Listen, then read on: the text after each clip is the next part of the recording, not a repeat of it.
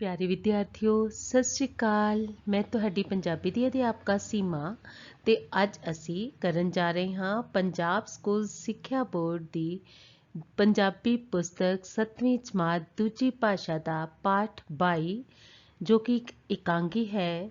ਇਸ ਦਾ ਨਾਮ ਹੈ ਗਰੀਬ ਨਵਾਜ਼ ਤੇ ਇਸ ਦੇ ਇਕਾਂਗੀਕਾਰ ਹਨ ਡਾਕਟਰ ਹਰਚਰਨ ਸਿੰਘ। ਪਹਿਲੇ ਭਾਗ ਦੇ ਵਿੱਚ ਤੁਸੀਂ ਇਕਾਂਗੀ ਨੂੰ ਸੁਣਿਆ, ਪੜ੍ਹਿਆ, ਸਮਝਿਆ ਤੇ ਹੁਣ ਅਸੀਂ ਇਸ ਦੇ ਦੂਜੇ ਭਾਗ ਦੇ ਵਿੱਚ ਇਸ ਦੇ ਪਾਠ ਅਭਿਆਸ ਨੂੰ ਹੱਲ ਕਰਾਂਗੇ। ਪਾਠ ਅਭਿਆਸ ਹੱਲ ਕਰਨ ਤੋਂ ਪਹਿਲੇ ਆਓ ਆਪਾਂ ਇੱਕ ਨਜ਼ਰ ਇਸ ਇਕਾਂਗੀ ਉੱਤੇ ਸਾਰ ਰੂਪ ਵਿੱਚ ਪਾਉਂਦੇ ਹਾਂ।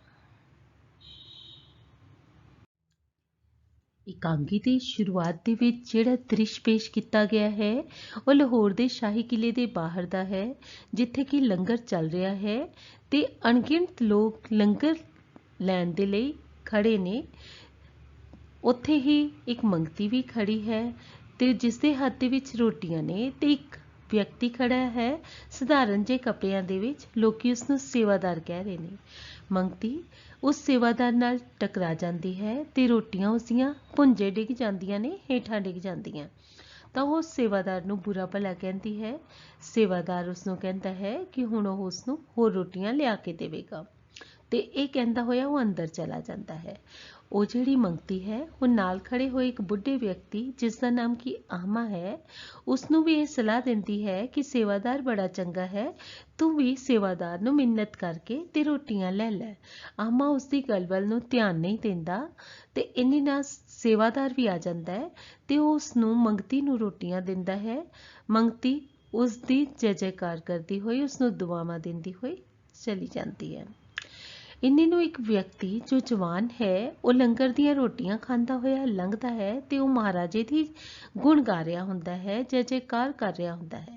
ਸੇਵਾਦਾਰ ਉਸ ਨੂੰ ਟੋਕਦਾ ਹੈ ਕਿ ਜਿਹੜਾ ਲੰਗਰ ਹੈ ਉਹ ਜਵਾਨਾਂ ਲਈ ਨਹੀਂ ਬਲਕਿ ਗਰੀਬ, ਲੂਲੇ, ਲੰਗੜੇ, ਮੁਥਾਜਾਂ ਲਈ ਹੈ।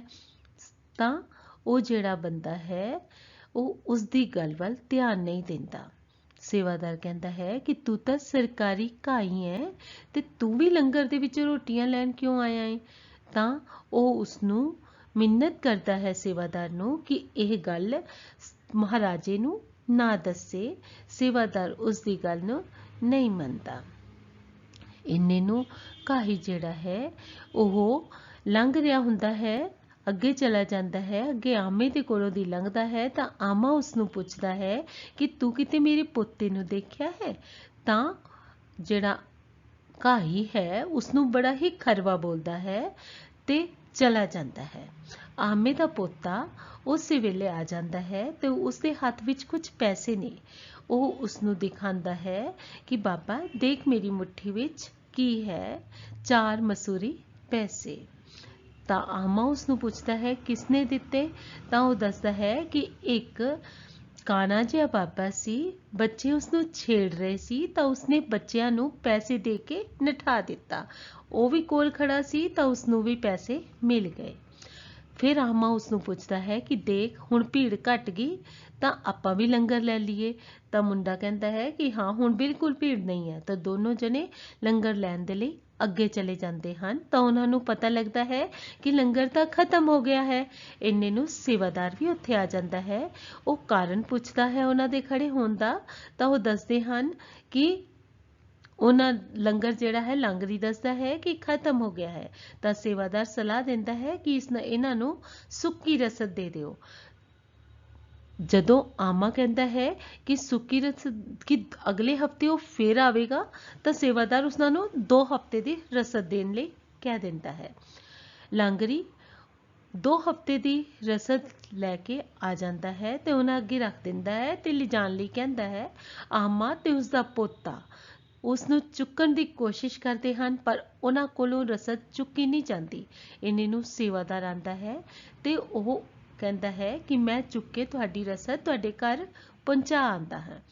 ਉਹ ਸੇਵਾਦਾਰ ਰਸਦ ਚੁੱਕ ਲੈਂਦਾ ਹੈ ਤੇ ਉਹਨਾਂ ਨੂੰ ਛੱਡਣ ਦੇ ਲਈ ਘਰ ਵੱਲ ਨੂੰ ਤੁਰ ਪੈਂਦਾ ਹੈ ਆਮੇ ਦੇ। ਤਾਂ ਵਿੱਚੋਂ ਮੁੰਡਾ ਪੋਤਰਾ ਜਿਹੜਾ ਹੁੰਦਾ ਹੈ ਆਮੇ ਦਾ, ਉਹ ਉਸ ਨੂੰ ਹੌਲੀ ਦੇ ਕੇ ਦੱਸਦਾ ਹੈ ਕਿ ਇਹ ਉਹੀ ਕਾਣਾ ਬਾਬਾ ਹੈ ਜਿਸ ਨੇ ਉਸ ਨੂੰ ਪੈਸੇ ਦਿੱਤੇ ਸੀ।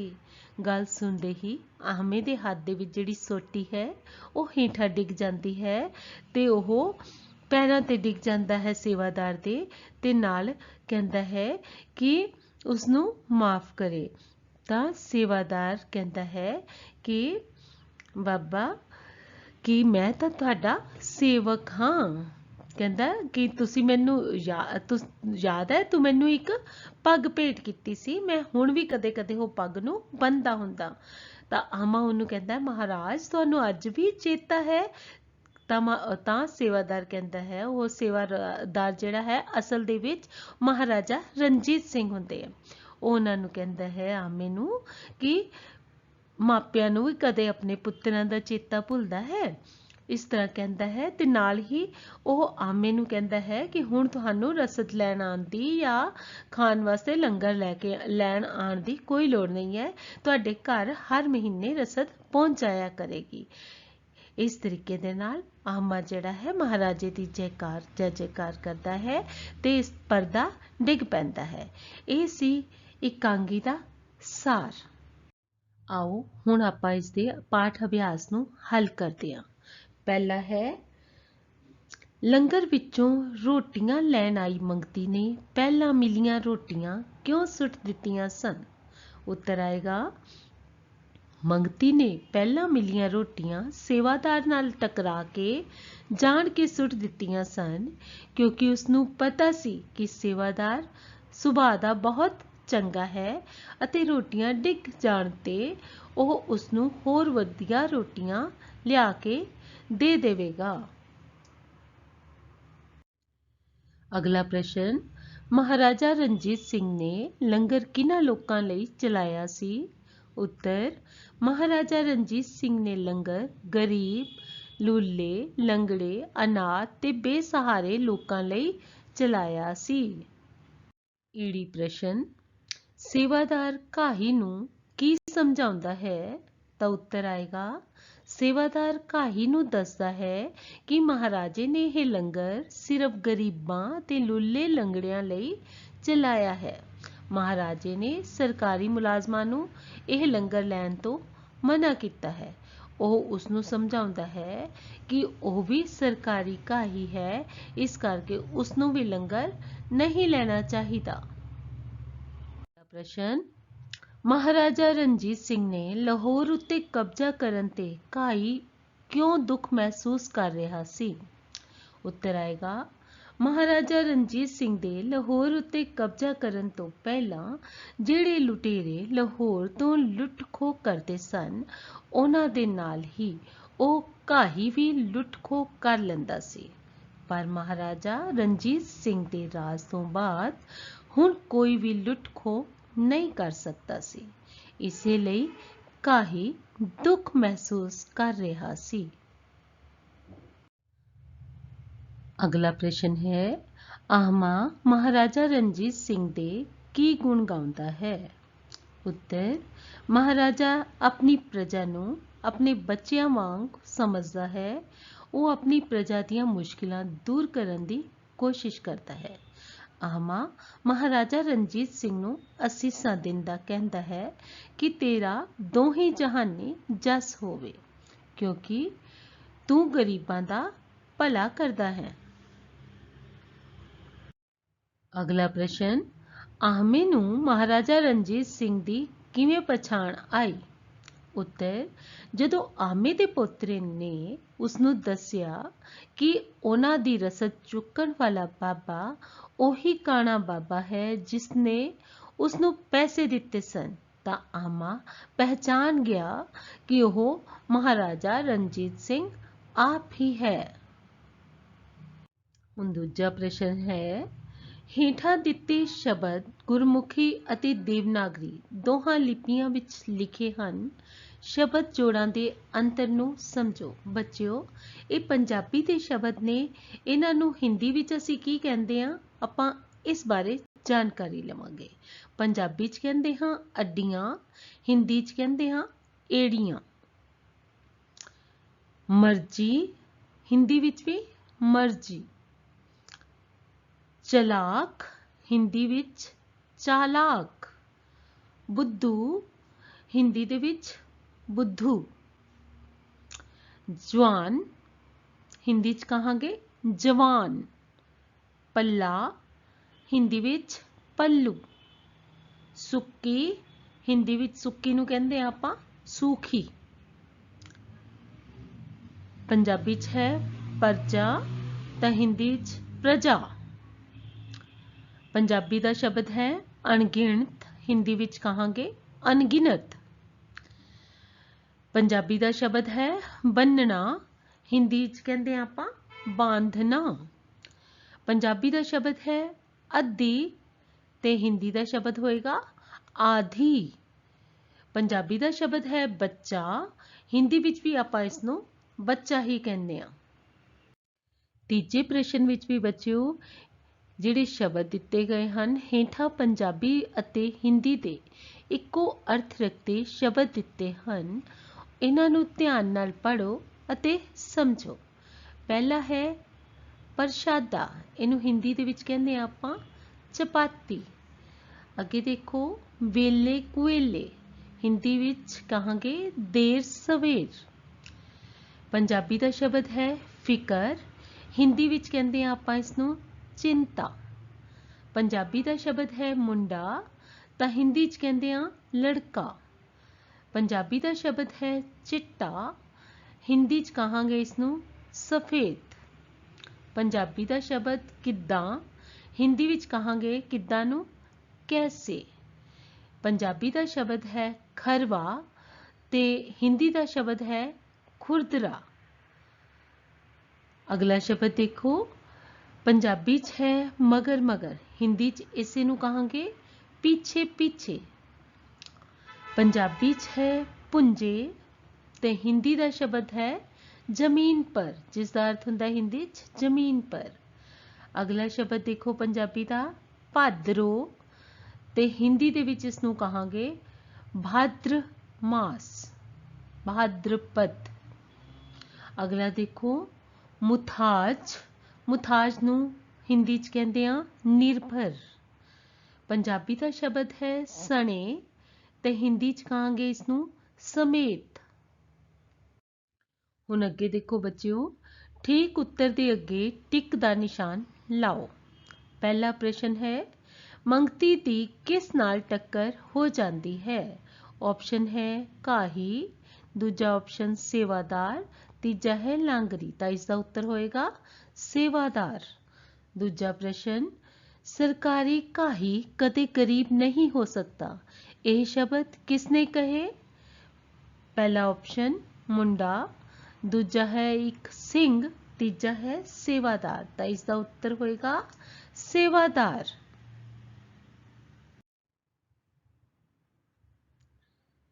प्रश्न है लंगर दी थां लांगरी बुढ़े बाबे नूं की दिंदा है। ऑप्शन ने नकदी, सुक्की रसद जां कपड़े। तो इसका उत्तर होएगा सुक्की रसद। चौथा प्रश्न सेवादार कौन सी। पहला है महाराज रणजीत सिंह, दूजा आहमा या लांगरी। तो इसका उत्तर होएगा महाराजा रणजीत सिंह। हुण ने अगे छोटे उत्तरां वाले प्रश्न। ऊड़ा भाग देखो सेवादार दा कद किहो जिहा सी। उत्तर है सेवादार दा कद दरमियाना सी ते उसदे कपड़े बहुत ही सादे सन। एड़ा प्रश्न रोटियां लैके मंगती ने सेवादार नूं की कहा। उत्तर सेवादार कोलों रोटियां लैके मंगती ने सेवादार नूं कहा रब तेरा भला करे। ईड़ी प्रश्न आहमे ने सेवादार नूं की दिता सी। उत्तर जदों महाराजा चक्रियां पिंड भेस बदल के गया सी तां आहमे ने सेवादार नूं एक पग भेंट कीती सी। सेवादार ओही है बेटा महाराजा रणजीत सिंह। अगला प्रश्न सस्सा प्रश्न है गरीब नवाज बख्शो, यह शब्द किसने किसनू कहे? ਤਾਂ ਉੱਤਰ ਆਏਗਾ ਇਹ ਸ਼ਬਦ ਆਹਮੇ ਨੇ ਮਹਾਰਾਜਾ ਰਣਜੀਤ ਸਿੰਘ ਨੂੰ ਕਹੇ। ਅੱਗੇ ਨੇ ਬੱਚਿਓ ਵਾਕ, ਵਾਕਾਂ ਵਿੱਚ ਵਰਤੋ। ਪਹਿਲਾ ਹੈ ਅਣਗਿਣਤ। ਰੱਬ ਨੂੰ ਮੰਨਣ ਵਾਲੇ ਅਣਗਿਣਤ ਲੋਕ ਹਨ। ਅਗਲਾ ਦੇਖੋ ਲੰਗਰ। ਲਾਂਗਰੀ ਲੰਗਰ ਵਰਤਾ ਰਿਹਾ ਸੀ। ਤੀਜਾ ਕਾਹੀ, ਕਾਹੀ ਘਾਹ ਖੋਦ ਰਿਹਾ ਸੀ। ਅੱਗੇ ਚੌਥਾ ਹੈ ਭੇਸ। ਮਹਾਰਾਜਾ ਰਣਜੀਤ ਸਿੰਘ ਜੀ ਨੇ ਸੇਵਾਦਾਰ ਦਾ ਭੇਸ ਵਟਾਇਆ ਹੋਇਆ ਸੀ। ਅਗਲਾ ਹੈ ਪ੍ਰਸ਼ਾਦਾ। ਤਾਂ ਲੰਗਰ ਦਾ ਪ੍ਰਸ਼ਾਦਾ ਬਹੁਤ ਸਵਾਦ ਸੀ। ਹੁਣ ਨੇ ਅੱਗੇ ਖਾਲੀ ਥਾਵਾਂ ਭਰੋ। ਪਹਿਲੀ ਹੈ ਵੇ ਭਾਈ ਤੈਨੂੰ ਦਿਸਦਾ ਨਹੀਂ। ਅੱਖਾਂ ਖਾਲੀ ਥਾਂ ਹੋਈਆਂ ਨਹੀਂ ਤਾਂ ਇਸ ਦੇ ਵਿੱਚ ਆਏਗਾ ਫੁੱਟੀਆਂ। ਅਗਲਾ ਦੇਖੋ ਸੈਕਿੰਡ ਕੋਈ ਵੀ ਨਿੱਕਾ ਮੋਟਾ ਸਰਕਾਰੀ ਮੁਲਾਜ਼ਮ ਖਾਲੀ ਥਾਂ ਵਿੱਚੋਂ ਰੋਟੀ ਨਹੀਂ ਖਾ ਸਕਦਾ। ਇਸ ਖਾਲੀ ਸਥਾਨ ਦੇ ਵਿੱਚ ਆਏਗਾ ਲੰਗਰ ਵਿੱਚੋਂ ਰੋਟੀ ਨਹੀਂ ਖਾ ਸਕਦਾ। ਅਗਲਾ ਦੇਖੋ ਅੱਗੇ ਖਾਲੀ ਥਾਂ ਲੁੱਟ ਮਾਰ ਹੁੰਦੀ ਰਹਿੰਦੀ ਸੀ। ਇੱਥੇ ਆਏਗਾ ਵੇਲੇ ਕੁਵੇਲੇ। ਚੌਥਾ ਪ੍ਰਸ਼ਨ ਭਾਈ ਜੀ ਸਾਨੂੰ ਵੀ ਮਿਲ ਜਾਏ ਖਾਲੀ ਥਾਂ ਪ੍ਰਸ਼ਾਦਾ ਤਾਂ ਆਏਗਾ ਰੁੱਖਾ ਮਿੱਸਾ ਪ੍ਰਸ਼ਾਦਾ। ਪੰਜਵਾਂ ਮਾਪਿਆਂ ਨੂੰ ਖਾਲੀ ਥਾਂ ਦਾ ਚੇਤਾ ਭੁੱਲ ਸਕਦਾ ਏ ਤਾਂ ਇਸ ਦੇ ਵਿੱਚ ਆਏਗਾ ਪੁੱਤਰਾਂ ਦਾ। ਹੁਣ ਬੱਚਿਓ ਹੇਠਾਂ ਲਿਖੇ ਪੰਜਾਬੀ ਸ਼ਬਦਾਂ ਨੂੰ ਹਿੰਦੀ ਅਤੇ ਅੰਗਰੇਜ਼ੀ ਵਿੱਚ ਲਿਖਣਾ। ਪੰਜਾਬੀ ਦਾ ਸ਼ਬਦ ਹੈ ਸਾਦਾ। ਹਿੰਦੀ 'ਚ ਕਹਿੰਦੇ ਆ ਆਪਾਂ ਸਾਧਾਰਨ। ਇੰਗਲਿਸ਼ ਵਿੱਚ ਕਹਿੰਦੇ ਆ ਸਿੰਪਲ SIMPLE। ਅੱਗੇ ਦੇਖੋ ਪੰਜਾਬੀ ਦਾ ਸ਼ਬਦ ਹੈ ਭੀੜ। ਹਿੰਦੀ ਵਿੱਚ ਇਸ ਨੂੰ ਕਹਾਂਗੇ ਭੀੜ। ਅੰਗਰੇਜ਼ੀ ਵਿੱਚ ਕਹਿੰਦੇ ਆ ਆਪਾਂ ਕਰਾਊਡ CROWD। ਅਗਲਾ ਹੈ ਚਲਾਕ। ਹਿੰਦੀ ਵਿੱਚ ਚਾਲਾਕ। ਅੰਗਰੇਜ਼ੀ ਵਿੱਚ ਕਹਾਂਗੇ ਕਲੇਵਰ CLEVER। ਅਗਲਾ ਹੈ ਮੁਲਾਜ਼ਮ। ਹਿੰਦੀ ਵਿੱਚ ਕਹਿੰਦੇ ਆ ਕਰਮਚਾਰੀ ਤਾਂ ਅੰਗਰੇਜ਼ੀ ਵਿੱਚ ਕਹਾਂਗੇ ਇਸ ਨੂੰ ਆਪਾਂ EMPLOYE EMPLOYEE। ਅੱਗੇ ਦੇਖੋ ਪੰਜਾਬੀ ਦਾ ਸ਼ਬਦ ਹੈ ਬੇਲੀ। ਹਿੰਦੀ 'ਚ ਕਹਾਂਗੇ ਇਸ ਨੂੰ ਆਪਾਂ ਦੋਸਤ ਜਾਂ ਮਿੱਤਰ। ਅੰਗਰੇਜ਼ੀ ਵਿੱਚ ਕਹਿੰਦੇ ਆ ਫਰੈਂਡ FRIEND।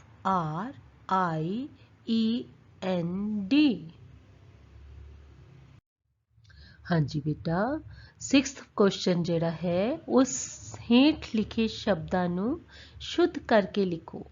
ਇਹ ਬੱਚਿਓ ਇਹ ਗਲਤ ਸ਼ਬਦ ਲਿਖੇ ਹੋਏ ਨੇ। ਇਹਨਾਂ ਨੂੰ ਤੁਸੀਂ ਸ਼ੁੱਧ ਗੁਰਮੁਖੀ ਲਿਪੀ ਦੇ ਵਿੱਚ ਸ਼ੁੱਧ ਸ਼ਬਦ ਲਿਖਣੇ ਨੇ। ਪਹਿਲਾ ਹੈ ਸਾਹਮਣੇ ਤਾਂ ਇਹਨੂੰ ਸ਼ੁੱਧ ਰੂਪ ਦੇ ਵਿੱਚ ਦੇਖੋ ਕਿਸ ਤਰ੍ਹਾਂ ਲਿਖਿਆ ਜਾਂਦਾ ਹੈ ਸਾਹਮਣੇ। ਅੱਗਾ ਹੈ ਵਜ਼ੀਰ। ਇਸ ਨੂੰ ਲਿਖਦੇ ਹਾਂ ਆਪਾਂ ਵਜ਼ੀਰ। ਫਿਰ ਹੈ ਸੌਂ। ਇਹਨੂੰ ਆਪਾਂ ਸਹੁੰ ਬੋਲਦੇ ਹਾਂ। ਅੱਗੇ ਹੈ ਛਤਾਨ। ਛਤਾਨ ਨਹੀਂ ਹੁੰਦਾ ਸ਼ਬਦ ਸ਼ੈਤਾਨ ਹੁੰਦਾ ਹੈ। ਅੱਗੇ ਦੇਖੋ ਬੰਨਦਾ। ਇਸ ਦੇ ਵਿੱਚ ਨੰਨੇ ਦੇ ਪੈਰ 'ਚ ਹਾਹਾ ਆਏਗਾ। ਤਾਂ ਇਹ ਸਨ ਬੱਚਿਓ ਅਭਿਆਸ ਪ੍ਰਸ਼ਨ। ਹੁਣ ਤੁਹਾਨੂੰ ਮੈਨੂੰ ਲੱਗਦਾ ਹੈ ਕਿ ਸਾਰੇ ਇਹ ਤੁਸੀਂ ਸਮਝ ਲਏ ਹੋਣਗੇ ਤੇ ਹੁਣ ਤੁਸੀਂ ਇਹਨਾਂ ਨੂੰ ਆਪਣੀ ਕਾਪੀਆਂ ਦੇ ਉੱਤੇ ਕਰਵੋ ਤੇ ਆਪਣੇ ਅਧਿਆਪਕਾਂ ਤੋਂ ਚੈੱਕ ਕਰਵਾਓ।